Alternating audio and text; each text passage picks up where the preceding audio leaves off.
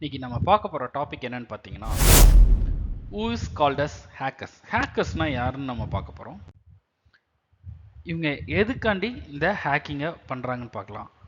First வந்து ஒரு personal வெஞ்சன்ஸாக இருக்கலாம். ஒரு கம்பெனி மேலேயோ ஒரு சிங்கிள் பர்சன் மேலேயோ உங்களுக்கு ஏதாச்சும் ஒரு பர்சனலாக வெஞ்சன்ஸ் இருந்திருக்கலாம். ஸோ அதனால இவங்க அவங்களோட அக்கௌண்ட்ஸை ஹேக் பண்ணியிருக்கலாம்.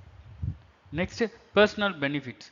அந்த அக்கௌண்ட்டை ஹேக் பண்ணுறது மூலயமா இவங்களுக்கு ஏதாச்சும் ஒரு பெனிஃபிட்ஸ் இருக்கும். ஸோ அந்த பெனிஃபிட்ஸ்க்காண்டி இவங்க என்ன பண்ணுவாங்க, அக்கௌண்ட்ஸை ஹேக் பண்ணியிருக்கலாம். ஃபார் மணி, இப்போ ஒரு கம்பெனியை நான் ஹேக் பண்ணி வச்சுருக்கேன், நீங்கள் உங்களோட டேட்டாஸ் எல்லாத்தையும் நான் ஹேக் பண்ணிட்டேன், நீங்கள் எனக்கு இவ்வளோ அமௌண்ட் கொடுத்தா தான் நான் அதை உங்களுக்கு ரிட்ரீவ் பண்ணுவேன் அப்படின்னு சொல்லி மிரட்டலாம். ஸோ இந்த மாதிரி பர்பஸ்க்காண்டி ஹேக்கர்ஸ் இதை யூஸ் பண்ணுவாங்க.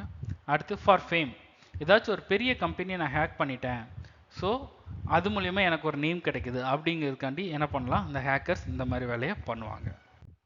இந்த ஹேக்கர்ஸ் அப்படிங்கிறது யாருன்னா, without the permission of the owner they will access the properties or documents or files inside the computers or systems. இவங்க தான் ஹேக்கர்ஸ்னு சொல்லுவாங்க. தேங்க்யூ.